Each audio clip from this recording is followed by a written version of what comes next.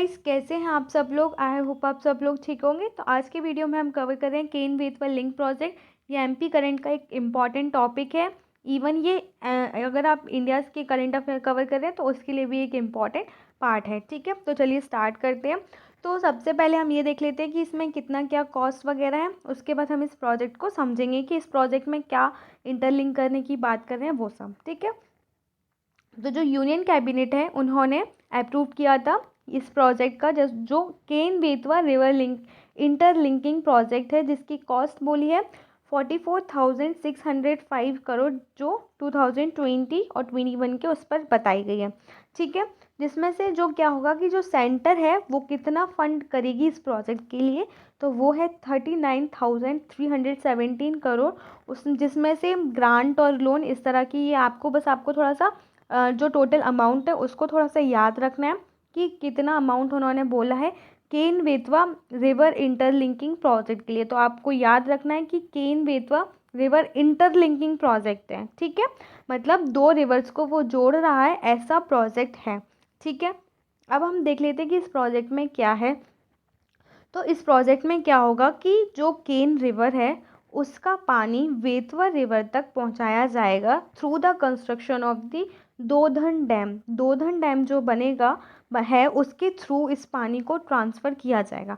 चलिए मैप से समझ लेते हैं, ऐसे आपको समझने में दिक्कत आ रही होगी। तो देखिए, ये है हमारी केन रिवर, ये जो यहाँ से निकल रही है।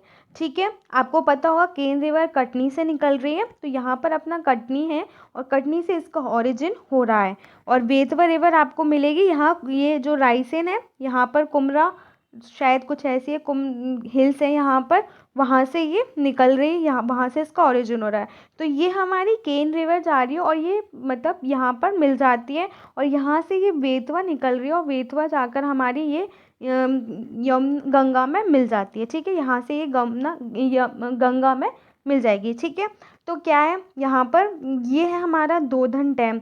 यहाँ पर इसके थ्रू इंटरलिंक करके इस पानी को ऐसे ट्रांसफ़र किया जाएगा, मतलब ये एक लिंक कैनल क्रिएट किए जाएगी यहाँ पर।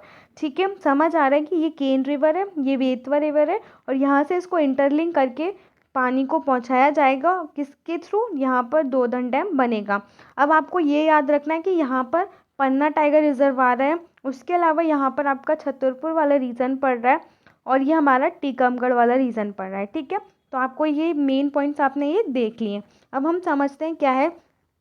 जैसा कि मैंने आपको बताया कि इसमें क्या होगा कि ट्रांसफ़र ऑफ वाटर किया जा रहा है from the Ken river to the Betwa river through the construction of Daudhan dam, और एक कैनाल लिंक की जाएगी। ठीक है, Kota barrage and the Bina complex multipurpose project. ठीक है, अब इस प्रोजेक्ट्स का क्यों किया जा रहा है, इससे हमें क्या फ़ायदा मिलने वाला है या इससे किन लोगों को क्या फ़ायदा मिलेगा जिसकी वजह से हम इस प्रोजेक्ट को लेकर आए हैं। तो क्या होगा कि इस प्रोजेक्ट की वजह से 10.62 लाख हेक्टेयर, मतलब इतनी जो लैंड है वो इरिगेट होगी वहाँ पर, मतलब अच्छे तरीके से वाटर प्रोवाइड किया जाएगा, ड्रिंकिंग वाटर मिलेगा, मतलब पीने का पानी मिलेगा 62 लाख पीपल्स को। उसके अलावा हाइड्रो पावर का 103 मेगावाट जनरेट किया जाएगा और सोलर पावर का 27 मेगावाट जनरेट किया जाएगा।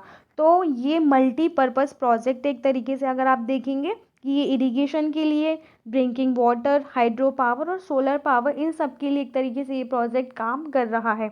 तो ये काफ़ी ज़्यादा सिग्निफिकेंट है हमारे एमपी की, या हम बोल सकते हैं कि ये जो रीज़न पड़ रहा है केन से लेकर का बेतवा तक का। ठीक है, उसके अलावा the project will be of immense benefit to the water staff.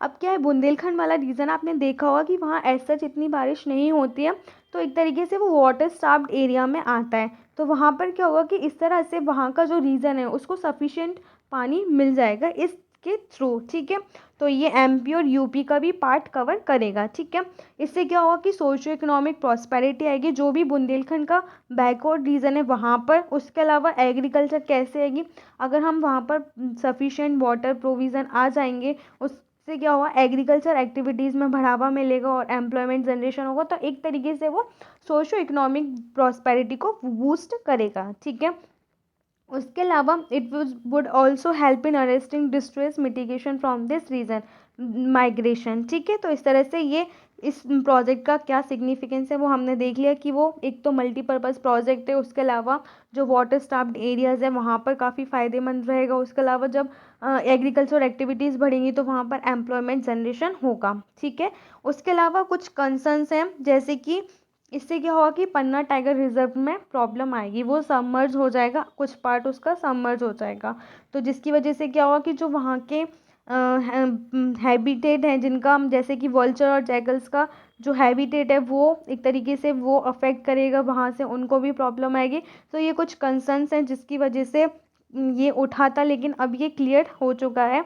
उसके अलावा इसके बेनिफिट्स क्या हैं, जैसे कि वाटर एंड फूड सिक्योरिटी को एनहांस करेगा, जैसा कि हमने आगे पढ़ा था कि वो एग्रीकल्चर एक्टिविटीज़ को करेगा, इरिगेशन करेगा, जिसकी वजह से क्या होगा, water and food security enhance होगी, प्रॉपर यूटिलाइजेशन, वेस्टेज नहीं होगा, ठीक है। उसके अलावा एग्रीकल्चर को बूस्ट मिलेगा, डिज़ास्टर मिटिगेशन, जब वहाँ पर हम पानी को ट्रांसफ़र करवा रहे हैं तो इस तरह से पानी का यूटिलाइजेशन भी अच्छे से होगा और डिज़ास्टर आने के चांसेस भी नहीं रहेंगे।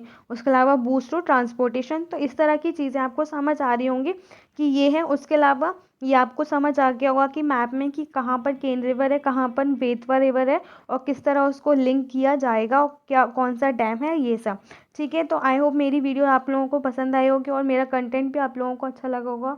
अगर लगा है तो प्लीज़ ज़्यादा से ज़्यादा शेयर कीजिए, सब्सक्राइब कीजिए एंड कमेंट सेक्शन में ज़रूर लिखिए कि मेरी वीडियोस कैसी लगती हैं। Thank you.